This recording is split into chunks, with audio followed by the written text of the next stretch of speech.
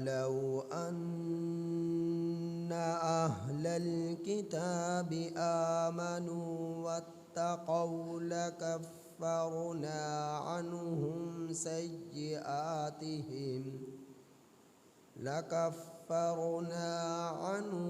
سيئاتهم ولأدخلناهم جنات النعيم ولو أنهم أقاموا التوراة والإنجيل وما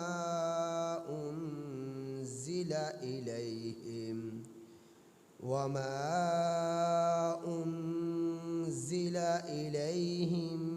من ربهم لأكلوا من فوقهم ومن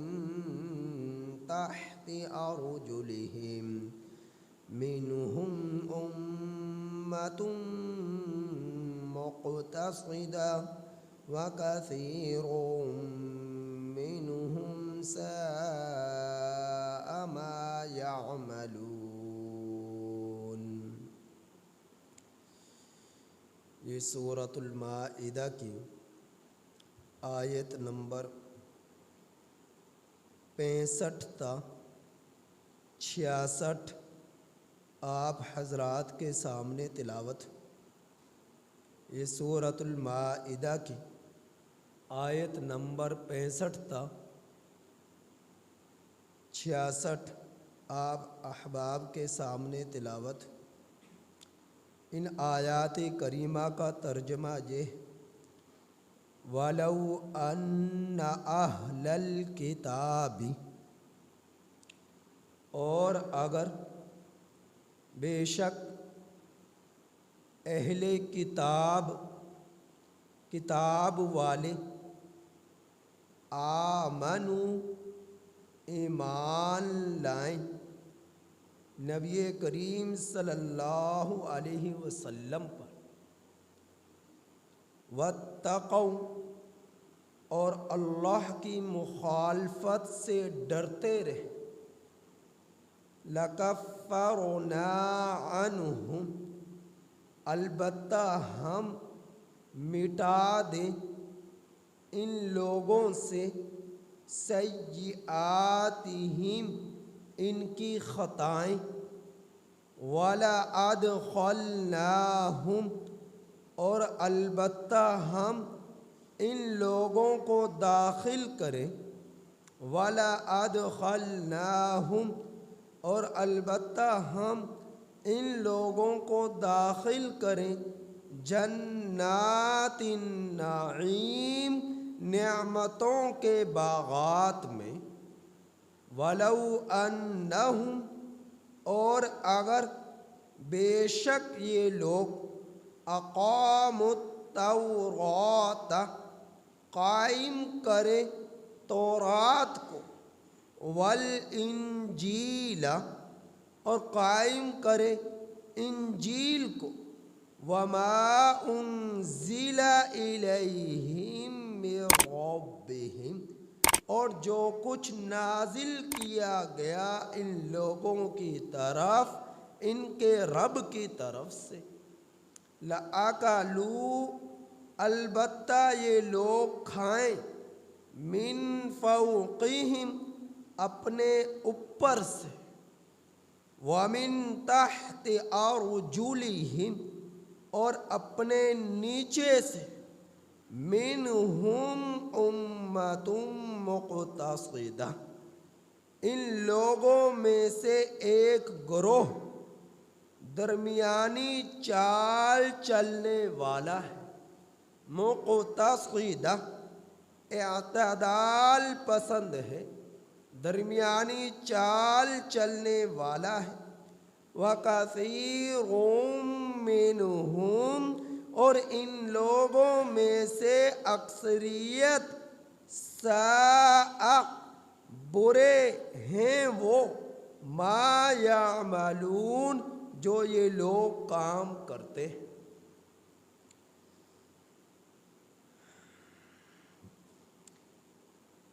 پیچھے آیات کریمہ میں اہل کتاب یہود و نصارہ کا تذکرہ چلا آ رہا تھا۔ ان آیات کریمہ میں بھی اللہ جل جلالہ نے اہل کتاب کا تذکرہ فرمایا۔ اہل کتاب سے وہ لوگ مراد ہیں جو تورات والے ہیں، انجیل والے ہیں، زبور والے ہیں، جن کی طرف تورات نازل کی گئی، انجیل نازل کی گئی، تو ان لوگوں کو اہل کتاب کہا جاتا ہے۔ اللہ جل جلالہ نے ان اہل کتاب کو مخاطب کرتے ہوئے فرمایا کہ اے اہل کتاب، اگر تم ایمان لے آؤ نبی کریم صلی اللہ علیہ وسلم کی ذات پر، ایمان لانا آپ صلی اللہ علیہ وسلم پر۔ کیوں ایمان لانا؟ اس لیے کہ نبی کریم صلی اللہ علیہ وسلم کی شریعت، نبی کریم صلی اللہ علیہ وسلم کا دین قیامت تک تمام انسانوں اور جنات کے لیے ہے، قیامت تک۔ اور پہلی جو شرعیتیں تھیں تورات کے ماننے والوں کی، انجیل کے ماننے والوں کی، یعنی یہود و نصارہ کی، اور دیگر انبیاء کرام جو سینکڑوں کی تعداد میں قوموں کی طرف آئے، لوگوں کی طرف آئے، انسانوں کی طرف آئے، ان سب کی شریعت مخصوص قوموں کے لیے یا مخصوص علاقوں کی طرف تھی، تمام انسانوں اور جنات کے لیے نہ تھی، مخصوص لوگوں کے لیے تھی، مخصوص قوموں کے لیے تھی، مخصوص علاقوں میں تھی۔ بسا اوقات ایک ہی وقت میں کئی پیغمبر بھی تشریف لائے، ایک علاقے میں ایک پیغمبر اور ایک علاقے میں دوسرا پیغمبر، تو ایسا بھی ہوتا رہا ہے۔ لیکن نبی کریم صلی اللہ علیہ وسلم کی شریعت قرآن کریم میں میرا رب یوں فرماتا ہے، قُلْ يَا أَيُّهَا النَّاسُ إِنِّي رَسُولُ اللَّهِ إِلَيْكُمْ جَمِيعًا۔ اے میرے پیغمبر، آپ کہہ دیجئے ان لوگوں سے کہ میں انی رسول اللہ الیکم جمیعا، تم سب کے لیے رسول بنا کر بھیجا گیا ہوں، نبوت مجھے تم سب کے لیے عطا کی گئی ہے۔ اور پھر میرے رب نے دوسرے مقام پر ارشاد فرمایا، تبارک الذی نزل الفرقان علی عبدہ لیکون للعالمین نذیرا۔ بابرکت ہے وہ ذات کہ جس نے اپنے بندے کی طرف قرآن کریم کو نازل فرمایا۔ کون؟ کس رب نے؟ فرمایا بیدہ الملک تبارک الذی نزل الفرقان علی عبدہ لیکون للعالمین نذیرا، تاکہ وہ ڈرائیں تمام جہان والوں کو ڈرانے والا بنا کر بھیجا، جس کی طرف قرآن کریم نازل کیا۔ عالمین کا لفظ آیا، عالمین کا لفظ جن اور انس قیامت تک آنے والے تمام انسانوں اور جنات کے لیے بولا جاتا ہے۔ تو نبی کریم صلی اللہ علیہ وسلم کی ذات اقدس کی رسالت اور نبوت قیامت تک تمام انسانوں اور جنات کے لیے ہے۔ اور آپ صلی اللہ علیہ وسلم جب تشریف لے آئے تو پھر اب گنجائش باقی نہیں رہتی کسی نبی کے آنے کی، پیغمبر کے آنے کی، اور آپ صلی اللہ علیہ وسلم پر آ کر دین مکمل ہو چکا، دین کی تکمیل ہو چکی، اور آپ صلی اللہ علیہ وسلم پر آ کر شریعت کی تکمیل ہو چکی۔ اللہ جل جلالہ نے اسی کا ارشاد فرمایا، الیوم اکملت لکم دینکم وَأَتْمَمْتُ عَلَيْكُمْ نِعْمَتِي وَرَضِيتُ لَكُمُ الْإِسْلَامَ دِينًا۔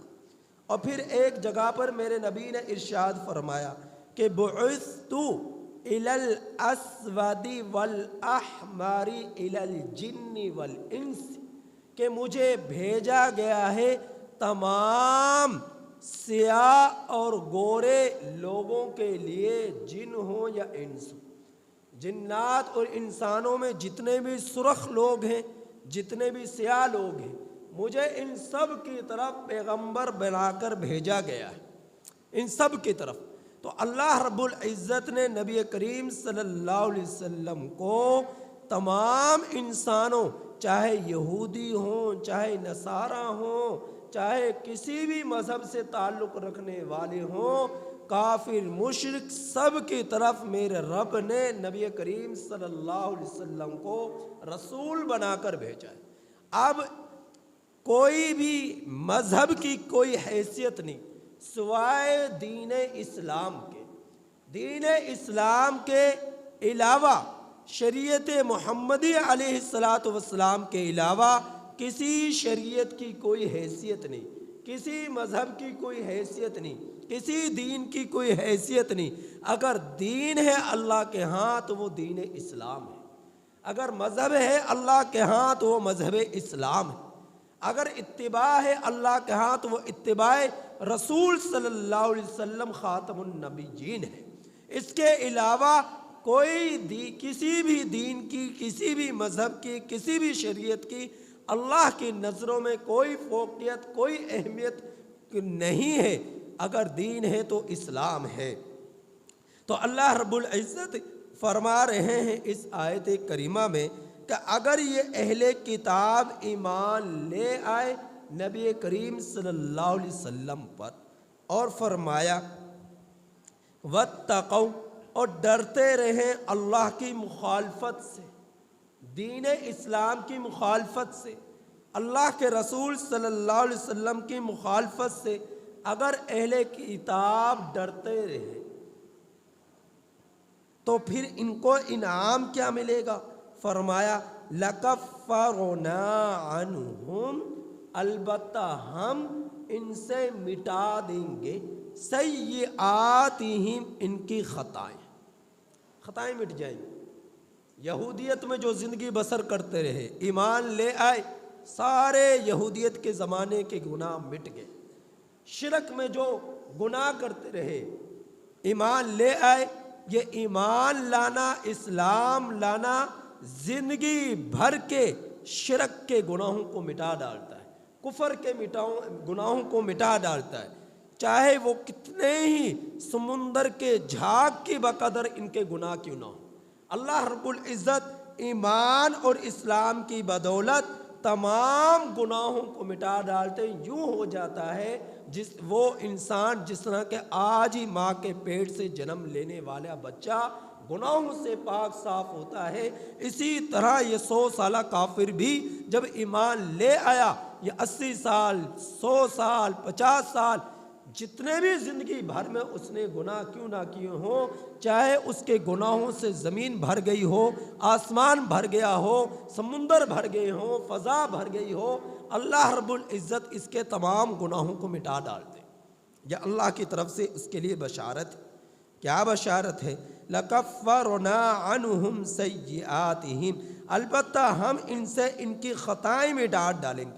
خطائیں مٹ گئی، اور کیا انعام ملے گا؟ فرمایا اور ایک انعام یہ بھی ملے گا وَلَأَدْخَلْنَاهُمْ جَنَّاتِ النَّعِيمِ، اور البتہ ہم ان لوگوں کو داخل کریں گے نعمتوں کے باغات میں، جنت میں داخل کریں گے۔ اللہ رب العزت جہنم سے ان لوگوں کو بچا لے گا۔ پھر آگے فرمایا اور اگر بے شک یہ لوگ قائم کریں تورات کو اور انجیل کو، تو قائم کرنا تورات کو، قائم کرنا انجیل کو،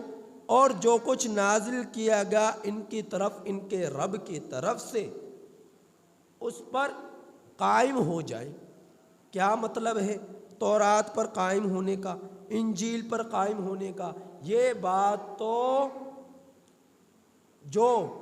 پادری ہیں اور تورات اور انجیل کا علم رکھنے والے لوگ ہیں وہ بھی اس بات کا اقرار کرتے ہیں کہ تورات اور انجیل جو ہے ان میں تحریفات ہو چکی ہیں، تبدیلیاں ہو چکی ہیں، اور ان میں بہت ساری چیزوں کو نکال دیا گیا ہے اور بہت ساری چیزوں کو ان میں ڈال دیا گیا ہے۔ اب جو موجودہ زمانے میں تورات اور انجیل موجود ہے، اصلی شکل میں یہ کتابیں موجود نہیں۔ اس بات کا ان اہل نصارہ اور اہل یہود کے علماء اقرار کرتے ہیں۔ چنانچہ حضرت مولانا سرفراز صفدر خان صاحب رحمہ اللہ تعالی عنہ کی ایک کتاب عیسائیت کا پس منظر، اس میں انہوں نے جو اہل نصارہ نے تحریفات کی وہ بہت ساری باتیں انہوں نے اس کے اندر ان باتوں کو ڈالا ہے جو تورات اور انجیل کے اصل باتیں ہیں، بشارتیں ہیں نبی کریم صلی اللہ علیہ وسلم کے متعلقہ، وہ ان باتوں کو ان میں ڈالا ہے۔ تو اس میں ایک روایت انہوں نے یہ ڈالی کہ حضرت عیسیٰ علیہ السلام اپنے حواریوں سے فرما رہے ہیں، تم سب سن لو میری بات، میں اب جاتا ہوں پھر آؤں گا، میں اب جاتا ہوں اور پھر میں آؤں گا، اور یاد رکھو کہ دنیا کا سردار آنے والا ہے اور اس مجھ میں وہ کچھ نہیں جو کچھ اس میں ہے۔ یہ روایت عیسائیت کے پس منظر کتاب کے اندر حضرت مولانا سرفراز خان صفدر صاحب رحمہ اللہ تعالی عنہ نے نقل فرمائی۔ کیا مطلب ہے؟ فرمایا ایک تو اشارہ یہ کرنا تھا ان قریب اللہ مجھے اٹھا لے گا، قرب قیامت دوبارہ دنیا میں بھیجے گا۔ دوسرا یہ بتلا دیا کہ نبی کریم صلی اللہ علیہ وسلم تشریف لانے والے، آخر الزمان پیغمبر تشریف لانے والے، اور اللہ نے جو کمالات، جو اوصاف، جو خوبیاں نبی کریم صلی اللہ علیہ وسلم میں رکھی ہیں وہ مجھ میں نہیں ہے۔ تو اللہ کے رسول حضرت عیسیٰ علیہ السلام کو بھی اللہ جل جلالہ نے بہت سارے معجزات عطا فرمائے، لیکن نبی کریم صلی اللہ علیہ وسلم کی خوبیاں، آپ صلی اللہ علیہ وسلم کو عطا کیے ہوئے کمالات، نبی کریم صلی اللہ علیہ وسلم کو ملے جانے والے معجزات جتنے ہیں حضرت عیسیٰ علیہ السلام کو بھی اتنے نہیں ملے جتنا کہ نبی کریم صلی اللہ علیہ وسلم کو ملے۔ تو آپ صلی اللہ علیہ وسلم کے بارے میں بشارت دے کر چلے گئے۔ تو ان کی یہ کتاب یوحنا کے اندر یہ روایت موجود ہے، اور یوحنا کتاب کی روایت حضرت عیسیٰ علیہ السلام کے متعلقہ نسبت سے جو کتاب تحریف فرمائی حضرت نے عیسائیت کا پس منظر یوحنا کتاب کی روایت اس کتاب کے اندر آپ نے ذکر فرمائی جو آپ کے سامنے تلاوت کی گئی۔ تو انجیل کے بارے میں نے یہ بتلایا تھا کہ 5 کتابیں تھیں، انجیل متی، یوحنا، مرقس اور اسی طرح برناس اور یوقنا، یہ 5 کتابیں انجیل خمسہ کہلاتی ہیں، جن کے اندر انہوں نے بہت ساری تحریفات کی ہیں اور بہت کم باتیں ایسی ہیں جو اصل کی صورت میں موجود ہیں۔ تو ان میں برناس جو کتاب ہے اس میں بھی نبی کریم صلی اللہ علیہ وسلم کے متعلقہ جو ہے بہت سارے اوصاف، خوبیاں، علامات، نشانیاں مذکور ہیں، اور یوحنا کے اندر بھی جو روایت موجود ہے ان میں سے بہت ساری روایات کو حضرت مولانا سرفراز خان صاحب صفدر رحمہ اللہ تعالی عنہ نے عیسائیت کے پس منظر کے اندر نقل فرمایا۔ تو اس کے اندر نقل فرمایا تو اللہ رب العزت فرما رہے ہیں، کیا فرما رہے کہ اگر یہ لوگ قرآن کریم پر ایمان لے آئیں، نبی کریم صلی اللہ علیہ وسلم کی ذات اقدس پر ایمان لے آئیں، نبی کریم صلی اللہ علیہ وسلم کی مخالفت سے، اللہ کی مخالفت سے ڈرتے رہیں، تو البتہ ہم ان سے ان کی خطائیں مٹا ڈالیں اور ان کو نعمتوں کے باغات میں داخل کریں۔ اور اگر بے شک یہ لوگ قائم کریں تورات کو، انجیل کو، کہ جو بشارتیں تورات انجیل میں مذکور ہیں ان بشارتوں پہ یہ پوری طرح عمل کرنا شروع کر دیں، تو اللہ اور جو نبی کریم صلی اللہ ان لوگوں کی طرف ان کے رب کی طرف سے نازل ہوا ان پر قائم ہو جائیں، تو اللہ تعالیٰ فرما رہے کہ یہ اپنے اوپر سے بھی کھائیں اور اپنے قدموں کے نیچے سے بھی کھائیں۔ اوپر سے کھانے کا کیا مطلب؟ اللہ ان کو اتنے پھل دے، اتنے پھول دے، اتنے ان کو فروٹ دے کہ یہ کھاتے کھاتے ان کو اتنے کھائیں کہ کبھی ان کے لیے پھل جو ہے کم نہ پڑے، کیونکہ انسان کے قد سے اوپر پھلوں کے درخت ہوتے ہیں، پھلوں کے درخت ہوتے ہیں انسان کے قد کے اوپر، من فوقہم، کہ اپنے اوپر سے کھائیں۔ اپنے نیچے سے کھانے کا مطلب اللہ زمینی پیداوار اتنی دے دے، گلے، اناج، ترکاریاں اور جو ہے ان کے لیے سبزیاں اتنی دے دے کہ کبھی ان میں کمی ہی نہ آئے، اتنے اللہ تعالیٰ فراوانیاں پیدا کر دے ان لوگوں کے لیے۔ اگر یہ لوگ تورات پر ایمان لائے، انجیل پر ایمان لائے اور جو کچھ ان کی طرف نازل کیا گیا نبی کریم صلی اللہ علیہ وسلم کی بشارتیں، علامات، نشانیاں، ان سب پر یہ ایمان لے آئے تو اللہ رب العزت ان کو بہت کچھ دے، ان کے اوپر بھی ان کے نیچے بھی، ان کے اوپر سے بھی دے، ان کے نیچے سے بھی دے۔ تو اللہ تعالیٰ آگے فرما رہے ہیں مِنْهُمْ أُمَّةٌ مُقْتَصِدَةٌ، ان میں سے ایک گروہ درمیانی چال چلنے والا ہے۔ چنانچہ آپ نے دیکھا یہودیوں میں سے بھی درمیانی چال چلنے والے کہ ان لوگوں نے جب نبی کریم صلی اللہ علیہ وسلم کو دیکھا، آپ کی بشارتوں کو، علامات کو دیکھا اور بشارتوں کو سن چکے تھے، چنانچہ یہی وجہ تھی جب آپ تاریخ اٹھا کر دیکھیں گے مدینہ کے اندر جب اہل یہود کے بڑے لوگوں نے آ کر یہاں پر ڈیرے ڈالے تو انہوں نے اپنے ان کے آبا اجداد کا مدینہ میں آنے کا مقصد یہ تھا کہ نبی کریم صلی اللہ علیہ وسلم کے بارے میں یہ تورات کے اندر انجیل میں پڑھ چکے تھے کہ آخر الزمان مکہ المکرمہ میں تشریف لائیں گے اور پھر وہ ہجرت کر کر مدینہ المنورہ آئیں گے، تو ان کا دور دراز سے علاقوں سے سفر کر کر آنا اور مدینہ کے اندر ڈیرے جمانے کا مقصد یہ تھا کہ اگر ہمارے ہوتے ہوئے نبی کریم صلی اللہ علیہ وسلم تشریف لے آئے تو ہم آپ کے اوپر ایمان بھی لائیں گے، آپ کی نصرت بھی کریں گے، آپ کی امداد بھی کریں گے۔ تو یہ مقصد تھا ان کے آبا اجداد کا، لیکن ان کے آبا اجداد چلے گئے، جو آنے والی نسلیں تھیں ان اپنے آبا اجداد کے آنے کے مقصد کا یہاں پر ان کو بھلا ڈالا اور وہ اپنے ہٹ دھرمیوں پر جم گئے، اور بہت کم تھے جو ایمان لائے، بہت زیادہ تھے جو کفر ہی پر جمے رہے، یہودیت پر ہی جمے رہے، نصرانیت پر ہی جمے رہے۔ تو اللہ رب العزت نے اس میں ان لوگوں کا ذکر فرمایا منہم امۃ مقتصدہ کے اندر کہ ان میں سے بھی کچھ لوگ ایسے بھی تھے جو درمیانی چال چلنے والے تھے۔ چنانچہ یہ اہل یہود میں سے حضرت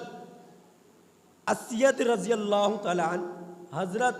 اسد رضی اللہ تعالیٰ عنہ، حضرت سالبہ رضی اللہ تعالیٰ عنہ اور حضرت جو ہے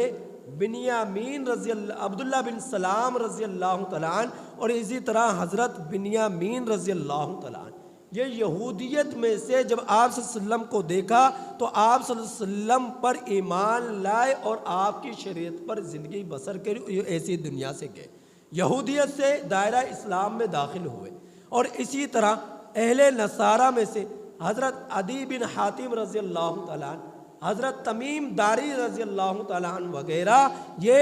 عیسائیت سے نکل کر دائرہ اسلام میں داخل ہوئے۔ تو یہ درمیانی چال چلنے والے تھے۔ جب یہودیت پر تھے اور عیسائیت پر تھے تو اس وقت تک پوری طرح عمل کرنے کی کوشش کرتے رہے تورات اور انجیل کو قائم کرنے میں،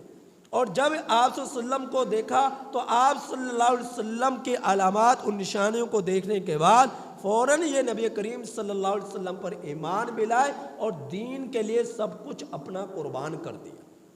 اور قیامت تک ایسا ہوگا کہ بہت کم ایمان لانے والے ہوں گے، بہت زیادہ کفر ہی پر جمے رہیں گے۔ اللہ رب العزت نے اسی کا ذکر فرمایا کہ وَكَثِيرٌ مِّنْهُمْ سَاءَ مَا يَعْمَلُونَ، ان میں سے بہت زیادہ برے ہیں وہ جو کام کیا کرتے ہیں برے۔